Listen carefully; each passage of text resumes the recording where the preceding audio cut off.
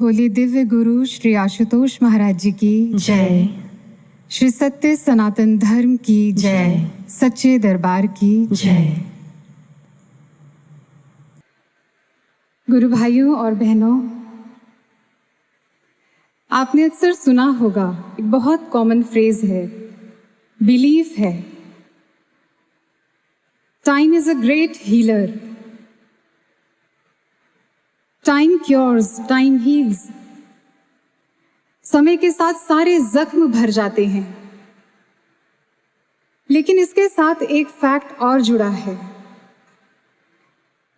समय के साथ जख्म बेशक भर जाते हों, लेकिन उनके निशान हमेशा रह जाते हैं।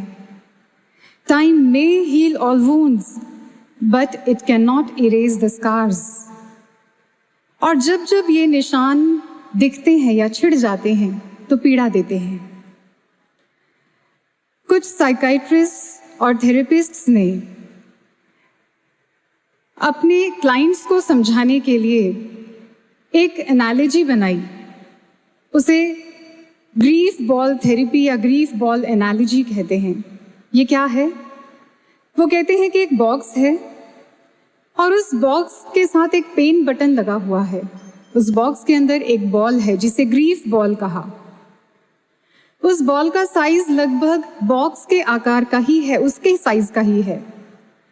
इसीलिए क्योंकि वो बॉल इतनी बड़ी है जिसने पूरे बॉक्स को ही कवर कर लिया, उसको फिल कर दिया, इसीलिए उसके मूवमेंट का, उसके बाउंस करने का स्कोप 0 है और वो लगातार उस पेन बटन के साथ टच करके रहती है। धीरे धीरे समय बीतता है, गुजरते समय के साथ साथ वो कहते हैं कि फिर इस बॉल का साइज छोटा होता जाता है और छोटा और छोटा। इसलिए अब उसके पास इस बॉक्स के अंदर मूव करने का स्पेस है। वो बाउंस करती है और बाउंस करते हुए, मूव करते हुए फिर बीच बीच में जाकर उस पेन बटन को टच कर देती है। फिर समय बीतता है और गुजरते समय के साथ अब उस बॉल का साइज इतना छोटा हो जाता है कि अब उस बहुत फ्रीली मूव करती है। लेकिन फिर भी बहुत रेयर ही सही, कभी कभार, यदा कदा ही सही, लेकिन फिर भी उस पेन बटन को टच कर ही देती है। ये एनालॉजी क्या समझाती है? ये बॉक्स है हमारी लाइफ, हमारा जीवन, जिसमें एक परमानेंट पेन बटन लगा हुआ है। और ये बॉल क्या है? हमारे जीवन में जब भी कोई दुर्घटना घटित होती है, कोई अप्रिय प्रसंग उत्पन्न होता है, तो हमारा जीवन भी दुख से भर जाता है। और वो दुख इतना बड़ा होता है कि वो हमारे पूरे जीवन को भर देता है, क्योंकि ना हम उस दुख के अलावा कुछ और सोच पाते हैं, ना कुछ और समझ पाते हैं, ना किसी और की तरफ ध्यान दे पाते हैं। इसलिए लगातार वो हमें पीड़ा देता रहता है, दर्द में रहते हैं हम। बेशक गुजरते समय के साथ साथ हम और चीजों में इन्वॉल्व होने लगते हैं। हम अपने फ्रेंड्स, अपने रिश्तेदार, अपने नाते संबंधी, अपने दिन भर के या अपने जीवन के और ज़रूरी कार्यों के बीच में इन्वॉल्व होते हैं, उसमें पार्टिसिपेट करने लग जाते हैं, उनके खुशी में शामिल होते हैं, फंक्शंस अटेंड करते हैं। तो एक तरीके से हमने अपने आप को बाउंस करना सिखाया, हमने अपने आप को कहीं इन्वॉल्व करना सिखाया। इसके साथ साथ हमें लगता है कि हमारा दुख हम भूल गए, वो छोटा हो गया, लेकिन pain button is still there. और इसीलिए बार बार या बीच बीच में, यदा कदा ही सही, जैसे ही उसकी याद आती है और हम फिर से पीड़ा में आ जाते हैं। और सज्जनों, एक बात और नोट करें, हमारे पास केवल एक ग्रीफ बॉल नहीं है। हमारे जीवन में तो न जाने कितनी ही ग्रीफ बॉल्स हैं, न जाने कितनी ही दुख हैं। इसलिए कभी कोई बॉल जाकर टकरा ही जाती है, कभी कोई दुख पीड़ा दे जाता है, कभी कोई बात याद आ जाती है और वही हमारे जीवन को दुखों का पर्याय बना देती है। और ऐसे में हम कोशिश करते हैं, हम कोई साथी ढूंढते हैं, हम कोई सहारा ढूंढते हैं, कोई ऐसा मिले जो हमारे दुख को सुने, जो हमारे दर्द को समझे। हम शेयर करते हैं अपनी बातें और बदले में हमें सांत्वना मिलती है, सहानुभूति मिलती है। लेकिन उसके बाद क्या? फिर कोई बॉल जाकर टकराती है और हम पहले ही जैसी स्थिति में आ जाते हैं। तो समाधान क्या है? एक बार गुरुदेव श्री आशुतोष महाराज जी के पास एक व्यक्ति आए, बड़े हताश परेशान महाराज जी के सानिध्य में आए। उन्होंने अपने मन की व्यथा महाराज जी के समक्ष रखी। उन्होंने कहा कि महाराज जी, मेरा मन बड़ा दुविधाग्रस्त है, मन बड़ा अशांत है, मैं समझ ही नहीं पाता कि क्या कहूँ, क्या करूँ, क्या सोचूं। आप कृपया कोई सूत्र दीजिए, मेरे मन का समाधान कीजिए। महाराज जी ने एक कागज के ऊपर अपने श्री हाथों से गीता की एक संस्कृत बद्ध पंक्ति लिखी अर्थ के साथ।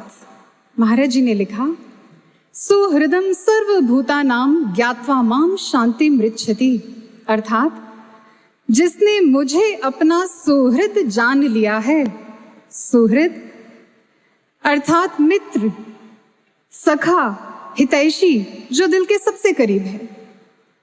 महाराज श्री ने लिखा, जिसने मुझे अपना मित्र, मुझे अपना हितैषी जान लिया है, उसके ऐसा जानने मात्र से शांति मिल जाती है। उसे जानने मात्र से शांति, कितना बड़ा सूत्र है, कितना चमत्कारी सूत्र है ये। जिसने महाराज जी को अपना मान लिया, अपना समझ लिया है, उसको महाराज जी के ऐसा जान लेने से कि ये मेरे अपने हैं, उसे शांति मिल जाएगी। क्योंकि महाराज जी सहानुभूति नहीं, समानुभूति देते हैं। आप कहेंगे समानुभूति क्या है? नया शब्द है।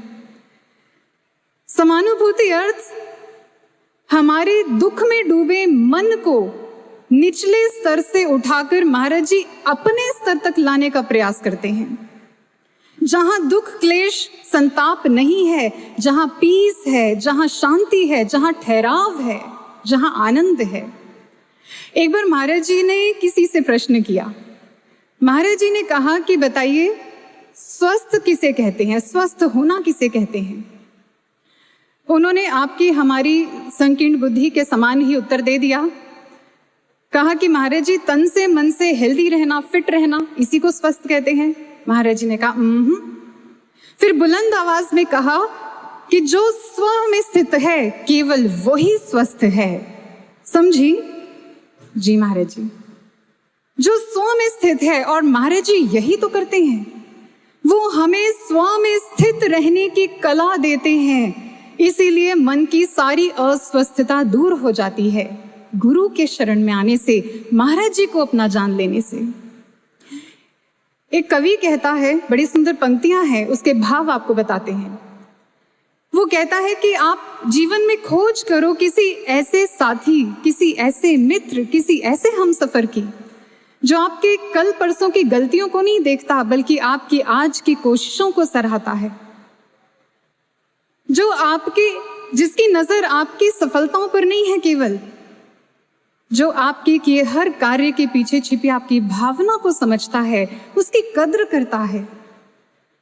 आप खोज करो किसी ऐसे हमसफर की जिसे आपको अपने आप को बार बार समझाना नहीं पड़ता। वो आपसे बेहतर आपको जानता है, आपसे ज्यादा आपको समझता है। एक बार एक गुरु बहन ने, उस समय वो कॉलेज में पढ़ती थी, महाराज जी के समाधि में जाने से पूर्व की बात है, उसने महाराज जी को फोन किया और मन में असमंजस था कि पता नहीं महाराज जी से बात होगी या नहीं होगी। लेकिन हमारे कृपा निधान सदगुरु श्री आशुतोष महाराज जी मन के हर भाव को पढ़ते हैं। महाराज जी ने डायरेक्ट फोन उठा लिया, और जैसे ही महाराज जी ने फोन उठाया, अब बातचीत शुरू हुई। महाराज जी ने हाल समाचार पूछा, उसने बताया, महाराज जी मैं ऐसे ऐसे यहाँ से बोल रही हूँ। कैसे फोन किया? उसने कहा, महाराज जी कल मुझे अपने कॉलेज में एक स्पीच देनी है। महाराज जी ने पूछा, किस विषय पर बोलना है?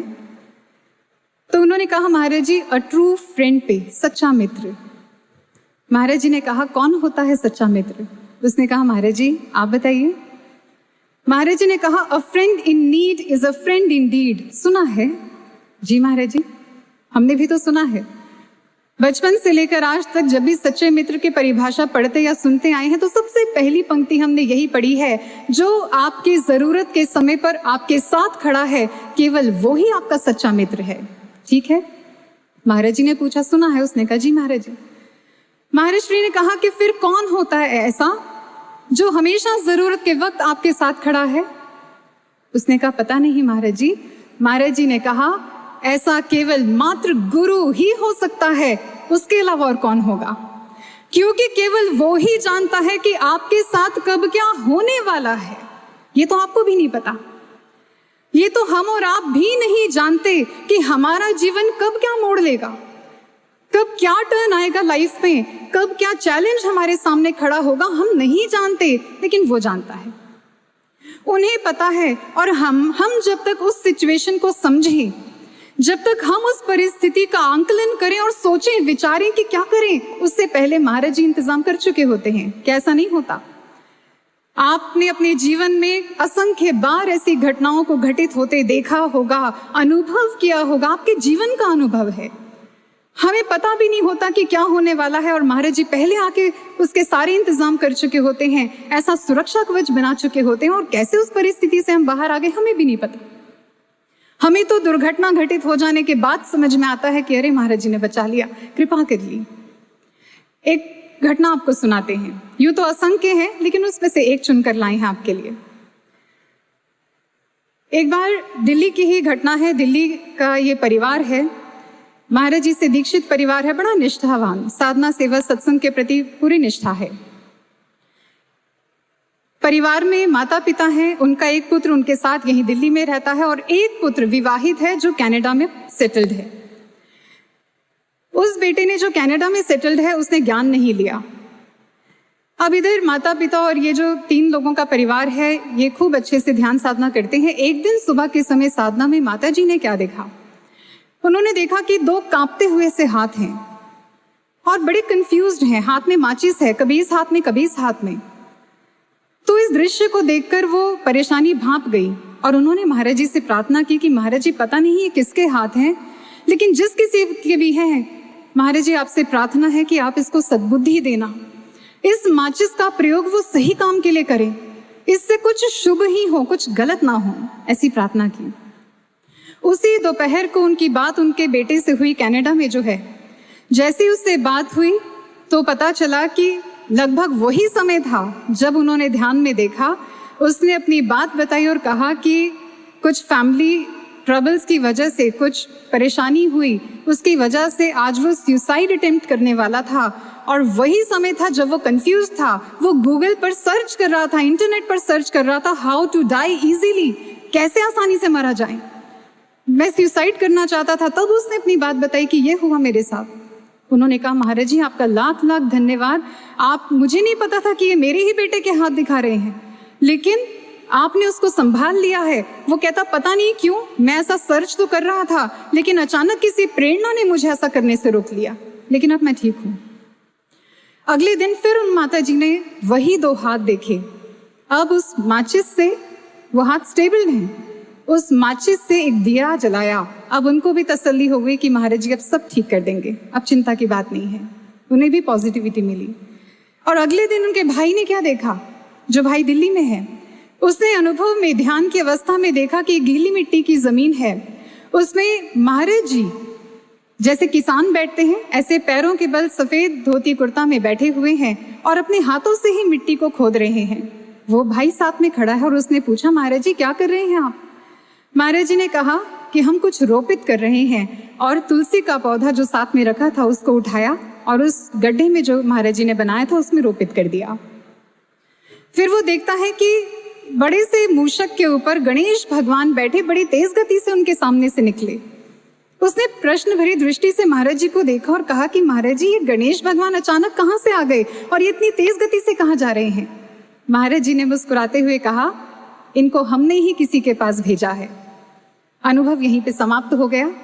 और वो कहता है कि उसी शाम को मेरे भाई से जब मेरी बात हुई तो उसने बताया कि आज ऑफिस से आते हुए मैं गणेश टेम्पल गया, जाता नहीं हूं कभी, लेकिन आज पता नहीं क्यों मेरे कदम अपने आप ही उस ओर बढ़ चले और मैं गणेश टेम्पल में पहुंचा तो वहां पहुंचते ही ऐसी सकारात्मक ऊर्जा मुझे मिली, ऐसा लगा जैसे कोई मुझे बहुत कुछ समझा रहा है और इतने सारे पॉजिटिव विचार मुझे अपने आप मिलने लग गए। मुझे समझ में आ गया कि मैं 2 दिन पहले क्या करने जा रहा था। अब मुझे समझ में आ गया कि मेरे जीवन को मुझे कहाँ लेकर जाना है, मुझे अपने जीवन का क्या करना है। मैं बहुत सेटिस्फाइड हूँ अपनी लाइफ से, अब मुझे यहाँ से स्टार्ट करना है। खूब संबल उसे मिला। ये परिवार भी समझ गया और वो भाई भी समझ गया कि गणेश भगवान इतनी तेज गति से कहाँ जा रहे थे, वो कहीं और नहीं, महाराज जी ने ही विवेक प्रदान करने के लिए मेरे भाई के पास उसको भेजा। फिर उस भाई ने जब वो इंडिया आया, महाराज जी का स्वरूप अपने साथ लेकर गया, उसकी भी श्रद्धा बनी। घटना आपके जीवन में भी ऐसी ही प्रकार की कितनी सारी घटित हुई होंगी, लेकिन इसमें एक बात देखिए क्या है, वो ऐसी वेदना से गुजर रहा था, उसने ज्ञान भी नहीं लिया, लेकिन वो भाई ऐसी वेदना से गुजर रहा था जिसका जिक्र वो अपने परिवार से भी नहीं कर पाया, और वो किसी और देश में बैठा है, लेकिन यहाँ महाराज जी उसको कैसे संभाल रहे हैं, उनके माता पिता को भी सांत्वना दे रहे हैं, उनको भी पॉजिटिव कर रहे हैं और समझा रहे हैं कि मैं उसके साथ हूँ, तुम्हें चिंता करने की जरूरत नहीं है। ऐसे भगवान कहाँ मिलेंगे, ऐसे मित्र कहाँ मिलेंगे जो उनकी भी खबर रखते हैं, जिन्होंने कभी उनकी खबर नहीं रखी।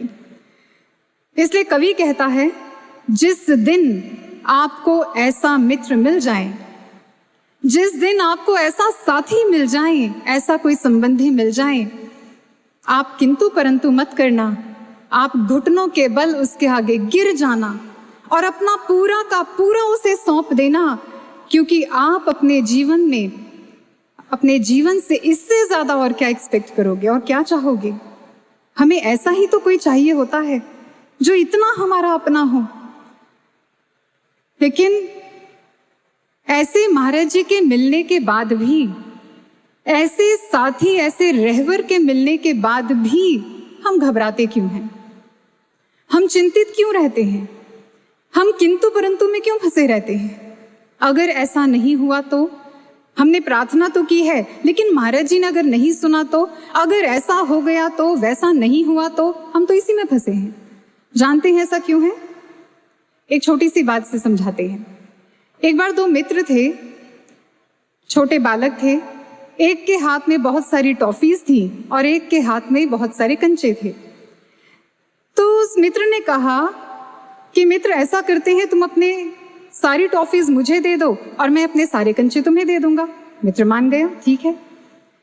लेकिन अब क्या हुआ, जैसे ही वो कंचे देने लगा, उसने एक बड़े साइज का कंचा अपने पास छुपा के रख लिया, अपने मित्र को नहीं दिया, और जबकि दूसरे मित्र ने अपना सब कुछ दे दिया, सारी टॉफीज उसे थमा दी। लेकिन उस रात वो बच्चा सो नहीं पाया जिसने एक कंचा अपने पास छुपा लिया था। जानते हैं क्यों नहीं सो पाया? वो बेचैन रहा सारी रात कि कहीं मेरी ही तरह मेरे मित्र ने भी कोई स्वादिष्ट टॉफी तो नहीं छुपा ली अपने पास, कहीं उसने भी ऐसा ही तो नहीं किया जैसा मैंने उसके साथ किया। जब पूरा समर्पण होता है तो किंतु परंतु नहीं रह जाता है। एक बार महाराज जी के पास कोई आए, महाराज जी कृपा कर दो, महाराज जी कृपा कर दो, सब कुछ तो दे दिया, अब और क्या चाहिए मुझसे, मैंने इतना अनमोल ब्रह्म ज्ञान दे दिया, और क्या दूं, सब कुछ तो दे दिया, सब लुटा दिया तुम्हारे ऊपर, और यही फैक्ट है। लेकिन हम नहीं दे पाए, उन्होंने सब कुछ दिया लेकिन हमने अपने पास छिपा लिया, बचा लिया, हम दे नहीं पाए 100%। यही हमारी दुविधाओं का कारण है, यही हमारे किंतु परंतु बेचैन होने का कारण है। लेकिन एक साधक का समर्पण कैसा होता है, ये भी महाराज जी ने सिखाया है हमें। बहुत पुरानी बात है, एक बार एक भाई साखियां पढ़ रहे थे सिख इतिहास की, उनमें से उन्होंने एक साखी पढ़ी कि एक शिष्य का समर्पण ऐसा है कि उसने, गुरु ने कहा दिन को रात, तो उसे रात दिखाई देने लगी, और जब उसने रात को दिन कहा तो उसे रात को भी दिन दिखाई देने लगा। उसने कहा कि ऐसा भी समर्पण होता है क्या, पराकाष्ठा है समर्पण की। उन्हीं दिनों की बात है, गुरु महाराज जी उस आश्रम में पधारे जहां पर वो गुरु भाई थे, और महाराज जी ने रात्रि छत पर विश्राम करने की इच्छा जताई। अब ये भाई थोड़े चिंतित हो गए क्योंकि छत पर मच्छरों का बड़ा प्रकोप था, लेकिन किसी तरीके से इंतजाम किया गया, महाराज जी की इच्छा है तो मच्छरदानी लगा दी गई, लेकिन वो मच्छरदानी थोड़ी सी छोटी थी साइज में। उन्होंने सोचा आज रात किसी तरीके से निकले, अगली सुबह नई मच्छरदानी लेकर आएंगे बड़े साइज की। अब जैसे जैसे रात निकली और सुबह हुई, एक गुरु भाई को साथ लेकर वो बाजार गई मच्छरदानी लेकर। अभी प्रवेश किया ही था आश्रम में, महाराज जी ने अपने पास बुला लिया, और महाराज जी ने अपने पास बुलाकर पूछा क्या लाए हो, कहाँ से आ रहे हो। उसने कहा कि, उन्होंने कहा महाराज जी वो कल जो मच्छरदानी लगाई गई थी वो साइज में थोड़ी छोटी थी, इसलिए बड़ी मच्छरदानी लेकर आए हैं, दिखाओ तो। महाराज जी ने अपने हाथ में उसको पकड़ा उलट पलट कर देखा और फिर कहा कि ये तो पहले जैसी छोटी दिख रही है। उन्होंने कहा नहीं महाराज जी, ये पहले जैसी नहीं है, ये साइज में थोड़ी बड़ी है। महाराज जी ने फिर उसको देखा और फिर कहा कि पता नहीं क्यों हमें तो ये पहले जैसी छोटी ही लग रही है। उस गुरु भाई ने कहा कि नहीं महाराज जी, पहले वाली मच्छरदानी इतने साइज की थी, इतने फीट की थी, ये इतने फीट की है, ये बड़े साइज की है, हम बड़े अच्छे से देखभाल करके लाए हैं।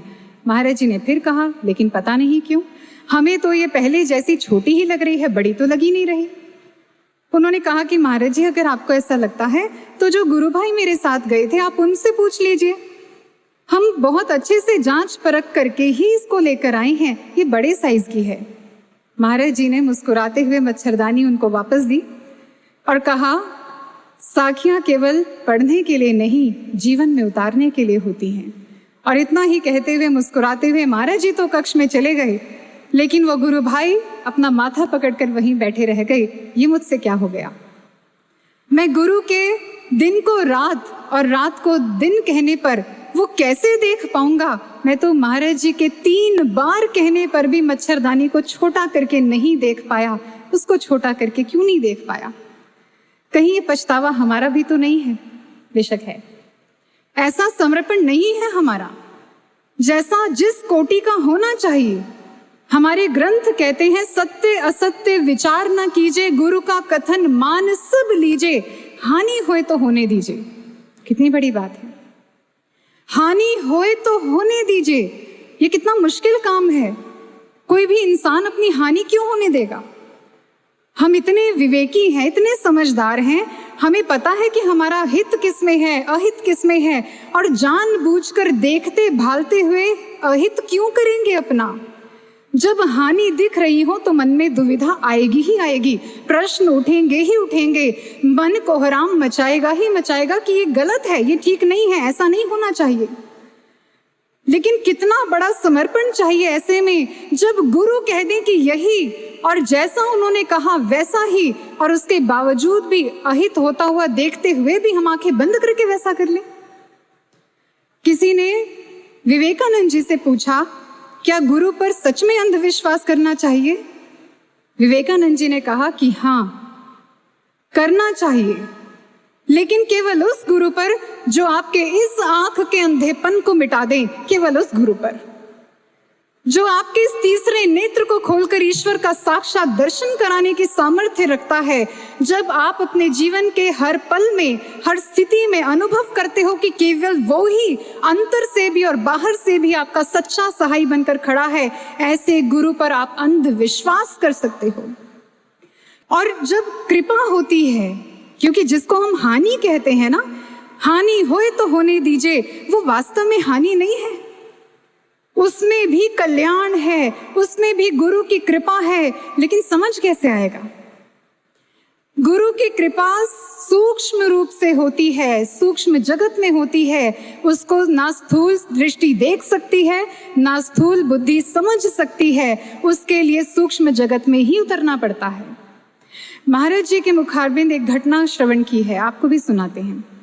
किसी ने प्रश्न किया था महाराज जी से, वो शायद ऐसी परिस्थिति से गुजर रहे थे, तो उन्होंने कहा कि महाराज जी, ध्यान साधना सेवा इस मार्ग पर दृढ़ता से चलते हुए सारे संस्कार मिट जाते हैं। ऐसा ही हमने सुना है और अनुभव भी किया है। लेकिन कई बार स्थितियां ऐसी होती हैं कि लगता है कि हम सब कुछ तो कर रहे हैं, लेकिन फिर भी ऐसे कौन से संस्कार हैं जो खत्म ही नहीं होने को आ रहे हैं? फिर भी जीवन का दुख बना हुआ है, वो जा ही नहीं रहा। ऐसा क्यों होता है? महाराज जी ने कहा, यही प्रश्न द्रौपदी ने किया था भगवान कृष्ण से। गुरु थे भगवान कृष्ण द्रौपदी के। उन्होंने भी अपने गुरु से यही प्रश्न किया था कि मेरे साथ ऐसा क्यों हुआ। जब राजसभा में अपमानित होना पड़ा तो उसने कहा, आपके रहते मुझे ऐसा दृश्य, मेरे साथ ये घटना क्यों घटी? तो भगवान कृष्ण ने उसे बाहर से कुछ नहीं कहा। भगवान कृष्ण ने कहा, द्रौपदी ध्यान में बैठो, क्योंकि गुरु जानते हैं कि सूक्ष्म जगत में उतरकर ही समझ में आ सकता है कि कृपा कहाँ हुई है। जैसे ही द्रौपदी को ध्यान में बिठाया तो वो बैठकर अपने 11 जन्म देखते हैं गुरु की कृपा से। 11 जन्मों को उन्होंने देखा और उठकर खड़ी हो जाती है और कहती है कि मैंने अपने 11 जन्म देख लिए, लेकिन मैंने ऐसा कोई कर्म नहीं किया जिसका फल ऐसा मिले मुझे। भगवान कृष्ण कहते हैं कि धैर्य धारण करो और दोबारा बैठो। धैर्य की आवश्यकता है, क्योंकि जब ऐसी स्थिति उत्पन्न होती है तो सबसे पहले धैर्य छूटता है। लेकिन गुरु ये भी समझाते हैं कि धैर्य रखने की आवश्यकता होती है ऐसे समय में। जब वो धैर्य धारण करके दोबारा ध्यान में बैठती हैं तो अपना 12वां जन्म देखती हैं, और उसमें उन्होंने देखा कि वो एक राजकुमार थी और नदी के किनारे से जब जा रही थी तो स्त्रियां जो उसमें स्नान कर रही थी उनके वस्त्र किनारे पर रखे थे, उसका उन्होंने हरण किया। दृश्य देखा, समझ में आ गया कौन से पाप का फल है, कौन से कर्म का फल है जो मुझे आज मिलना था। ये दुर्घटना मेरे साथ घटित होनी थी, लेकिन अब उसकी आंखों में अश्रु हैं, तो इस भाव के कि अगर आप मेरे साथ नहीं होते तो क्या होता। ये गुरु थे जिन्होंने रक्षा की, जिन्होंने बचाया। ये गुरु की कृपा थी, जिसमें हानि दिख रही थी वो हानि नहीं हुई, कृपा हुई है। लेकिन उस कृपा को समझने के लिए सूक्ष्म जगत में उतरना पड़ेगा, तभी समर्पण भाव भी उत्पन्न होगा कि महाराज जी जो कर रहे हैं अच्छा कर रहे हैं। मेरे जीवन में परिस्थिति उत्पन्न हो रही है, महाराज जी ने मेरा हाथ पकड़ा है। महाराज जी जानते हैं मैं किस स्थिति में हूं, उसमें से निकालना भी वही जानते हैं। समय आते ही वो हो भी जाएगा, वो ठीक हो जाएगा। इसलिए हानि होए तो होने दीजिए। एक बार एक बच्चा नदी में स्नान कर रहा था, तैरते हुए थोड़ा दूर निकल गया। पिता किनारे पर खड़े थे, उसको वापस बुलाते हैं। अचानक देखते हैं कि मगरमच्छ उसकी तरफ बढ़ रहा है। पिता भी घबरा गए। उन्होंने उसको आवाज लगाई, पुत्र शीघ्र ही किनारे पर लौट कर आओ। वो जल्दी से पिता की ओर बढ़ने लगा। अचानक पीछे से मगरमच्छ ने उसका पांव अपने मुख में दबोच लिया। इधर से पिता ने आगे बढ़कर अपने बच्चे की बाजुओं को थाम लिया कस के, और उसे किनारे की ओर खींच रहे हैं, अपनी ओर खींच रहे हैं। इधर से मगरमच्छ उसके पांव से बच्चे को अपनी ओर खींच रहा है। टग ऑफ वॉर शुरू हो गया, ये खींचातानी शुरू हो गई। मगरमच्छ अपने ग्रास को खींच रहा है, पिता अपने पुत्र को खींच रहे हैं, और करते करते बच्चा लहूलुहान हो गया, जख्मी हो गया। पांव से तो रक्त बह गया, लेकिन उसके बाजुओं में भी गहरे जख्म हो गए, रक्त रिसने लगा। बच्चा कराह रहा है, दर्द हो रहा है, पीड़ा हो रही है, उसे छटपटा रहा है कि कोई तो छोड़ दो, लेकिन पिता नहीं छोड़ रहे। वो कैसे जाने दें अपने बच्चे को, काल का ग्रास कैसे बनने दें, अपनी आंखों के सामने उसे मजबूती से पकड़ के रखा है। इतने में शोर हुआ तो लोग इकट्ठे हुए, मगरमच्छ को मार गिराया और बच्चे को बचा लिया गया। हॉस्पिटल पहुंचा, रिपोर्टर्स आए उसको कवर करने के लिए, उसको इंटरव्यू करने के लिए, उससे बात की, और वो रिपोर्टर्स चाहते थे उसके पाँव के जख्म देखें। वो अपने कैमरे में उसको कैप्चर करना चाहते थे, लेकिन जानते हो उस बच्चे ने क्या किया? उसने बड़े गर्व से कहा कि पाँव के जख्म छोड़िए, आप मेरी बाजुओं के जख्म देखिए। उन्होंने कहा ये कैसे मिले? उसने कहा ये मेरे पिता के प्रेम के कारण मिले हैं। मुझे बहुत आनंद है इस बात का, बहुत गर्व है इस बात पर कि मेरे पिता मुझे इतना प्रेम करते हैं कि उन्होंने मुझे काल का ग्रास नहीं बनने दिया। वो जानते थे कि मैं जख्मी हूँ, वो जानते थे कि मुझे कष्ट हो रहा है, लेकिन मेरे बाजुओं को छोड़ा नहीं उन्होंने, अंत तक पूरा दम लगाया, मुझे बचाने की कोशिश की। यही करते हैं महाराज जी। सहजोबाई जी कहती हैं, बार बार नाते मिले 184 माही, सहजो सतगुरु ना मिले जो पकड़ निकासे बाही। जो हाथ पकड़कर दलदल से बाहर निकालने की क्षमता रखते हैं, ऐसे गुरु बार बार नहीं मिलते, बड़े सौभाग्य से मिलते हैं। जब महाराज जी हाथ पकड़कर दलदल से बाहर निकाल रहे हैं, जिस कीचड़ से, जिस माया, जिस विषय से, जिन विकारों से, जिन अज्ञानता, जिन अंधकार से महाराज जी ने निकालकर हमें बाहर खड़ा किया है, वो वापस उसी माया में हमें कैसे फंसने दें? इसीलिए बाजू पकड़कर थाम के रखते हैं, खींच के रखते हैं, और ऐसे में हमारा मन भी जख्मी होता है। हमारा मन बड़ा छटपटाता है, ये ठीक नहीं हो रहा, ऐसा क्यों, वैसा क्यों नहीं, महाराज जी ऐसा क्यों नहीं कर रहे, मैंने तो ये सोचा था, ऐसा होना चाहिए था, ये क्यों नहीं हो पाया। ये है ना मन के जख्म हमारे। मन आहत होता है जब हमारे मन के अनुसार नहीं होता, जब मन के अनुकूल नहीं होता तो मन जख्मी होता है। लेकिन ऐसे में उस बच्चे की तरह समर्पण करना पड़ेगा, उस बच्चे की तरह आनंद लेना सीखना होगा कि मेरे गुरु का प्रेम है मुझसे ही, ये तो आनंद की बात है कि मेरे गुरु मुझसे इतना प्रेम करते हैं कि मुझे छोड़ नहीं रहे, क्योंकि जानते हैं कि मेरा कल्याण नहीं है उसमें जो मैं चाहता हूं। जो परिस्थिति मैं चाहता हूं अपने लिए उसमें मेरा हित नहीं है, ये मेरे महाराज जी जानते हैं, इसलिए मेरा हाथ पकड़कर मुझे थाम के रखा है। मुझे जाने नहीं देना चाहते, काल का ग्रास नहीं बनने देना चाहते। इसलिए जब ऐसे गुरु मिले हों, जब ऐसे संगी, ऐसे साथी मिले हों, फिर कहाँ क्यों जाएं, फिर कहीं और मन क्यों लगे। गुरु ही साचा मीत है और कहाँ क्यों जाऊं, फिर कहीं और क्यों जाएं। भगवान शिव कहते हैं, बड़ी सुंदर बात है, भगवान शिव कहते हैं, शिव पूजा रतो वापि विष्णु पूजा रतो अथवा गुरु तत्व विहीनश्चे तत्वं तत्व सर्वं व्यर्थमेव ही।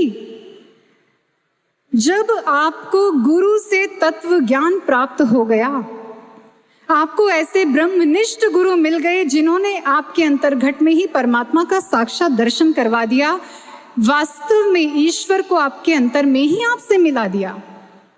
फिर ऐसे गुरु के ज्ञान मार्ग को छोड़कर, ऐसे गुरु से मिले तत्व ज्ञान का महत्व ना समझकर, अगर आप शिव की ही पूजा करने क्यों ना लग जाओ, शिव पूजा रतो वापि विष्णु पूजा रतो अथवा, चाहे आप भगवान शिव को मनाओ, चाहे विष्णु जी की पूजा में रत रहो, भगवान शिव कहते हैं सब व्यर्थ हो गया आपका।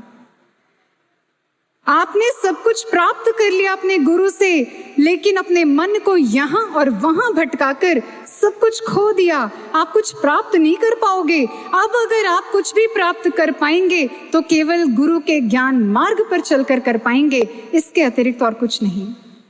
और जिसने ऐसा किया है, जो ऐसा करता है, जो निष्ठा पूर्वक इस मार्ग पर चलता है, गुरु को अपना सुहृद जानकर सब कुछ उन पे छोड़कर चल पड़ता है उनके इशारों पर, गुरु महाराज जी उसके जीवन में कभी कोई भार रहने नहीं देते। एक बड़ी प्यारी घटना है दिल्ली की ही, इस घटना को सुनाकर मैं अपनी वाणी को विराम दूंगी। दिल्ली की बात है, एक परिवार है, उनमें जो भाई हैं पेशे से वो पेंटर हैं, बहुत संपन्न परिवार नहीं है, धन से बेशक वो समृद्ध नहीं है, लेकिन भावना से बड़े समृद्ध हैं। महाराज जी के प्रति जो निष्ठा है, जो भाव है, वो अपार है। टेंट सेवा के सेवादार हैं। संडे को चाहे काम है, कितना भी पैसा मिले, लेकिन वो कभी भी संडे को काम नहीं करते, क्योंकि उस दिन सत्संग होता है, सत्संग सुनते हैं और टेंट सेवा होती है, इसलिए सेवा कभी नहीं छोड़ते। एक छोटे से कमरे में, किराए के कमरे में रहते हैं और 6 सदस्यों का परिवार है, जिनमें वो स्वयं पति पत्नी और 3 बच्चे हैं, बड़े हैं, जिनमें से एक का विवाह हो गया, बहू भी साथ में रहती है। कमरे के अंदर ही रसोई घर भी है, एक छोटा सा कमरा। खुद के रहने के लिए स्थान नहीं है, लेकिन उन्होंने महाराज जी को जो स्थान दिया है उस कमरे के अंदर एक बहुत बड़ा सा एक टेबल लगाया है, उसमें 6-7 स्वरूप, इतने साइज के 6-7 स्वरूप लगाकर महाराज जी का सुंदर दरबार सजाया हुआ है।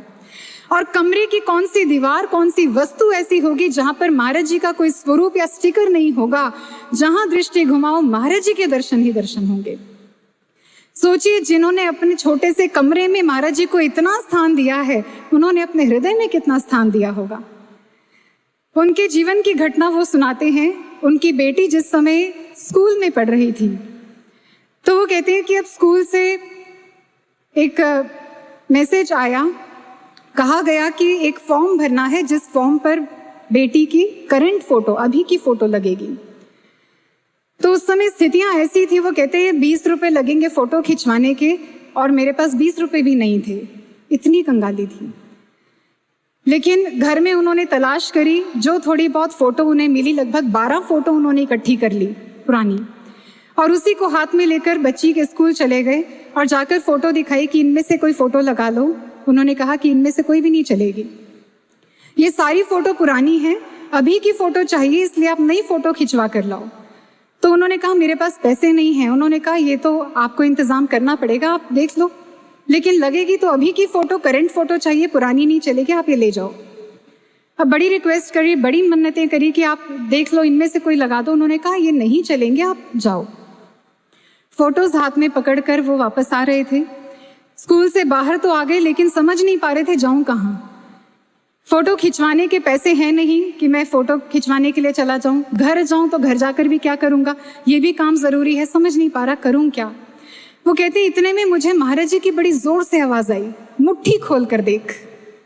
उन्होंने सोचा मेरे मन का कोई विचार होगा, आगे बढ़ते रहे। थोड़ी देर के बाद फिर एक आवाज आई महाराज जी की, मुट्ठी खोल कर देख। उन्होंने फिर इसको इग्नोर किया। अब तीसरी बार महाराज जी की आवाज आई, मुट्ठी खोल कर देख। उन्हें लगा मैं खोल कर देख ही लेता हूं। जैसे ही उन्होंने मुट्ठी खोल कर देखा तो सारी फोटोज चेंज हो गई थी, सारी फोटोज बदल गई। वो कहते हैं मेरी खुली आंखों का चमत्कार है ये, मैं विश्वास ही नहीं कर पाए ये क्या हो गया। और मैं कहता हूँ उल्टे पांव मैं वापस दौड़ के गया, स्कूल पहुंचा और जाकर कहा कि ये लो फोटो लगा लो। उन्होंने कहा कि आपके पास थी पहले से ये फोटोज, तो आप पुरानी क्यों दे रहे थे। उन्होंने कहा कि नहीं ये मेरे पास नहीं थी। तो उन्होंने कहा इतनी जल्दी खिंचवा के आ गए। उन्होंने कहा नहीं ये खिंचवाई भी नहीं है मैंने, मेरे पास तो पैसे ही नहीं थे खिंचवाने के, ये तो मेरे महाराज जी ने बदल दी। वो कहते हैं ये कैसे हो सकता है, ये तो असंभव है। और सच में असंभव ही तो है। उन लोगों के लिए असंभव है जो गुरु सत्ता को नहीं पहचानते, जो उनको अपना नहीं जानते, लेकिन उनके लिए असंभव नहीं है जो पल पल उनकी कृपा को अनुभव करते हैं, उनको जीते हैं और हमेशा याद रखते हैं, क्योंकि वही गुरु के सच्चे साधक बन पाते हैं। गुरु को अपना हितैषी मानकर उनके चरणों में अपना जीवन अर्पित कर पाते हैं। यही विचारों के साथ, इसी प्रार्थना के साथ कि महाराज जी हमारे मन को भी ऐसा ही समर्पण भाव देना कि किंतु परंतु ना रखते हुए केवल आपके होकर रहें और हर परिस्थिति में आपको ही अपना मीत, अपना सच्चा मित्र संबंधी समझें और आपको प्राप्त करें। बोलिए सद्गुरु श्री आशुतोष महाराज जी की जय, श्री सत्य सनातन धर्म की जय, सच्चे दरबार की जय।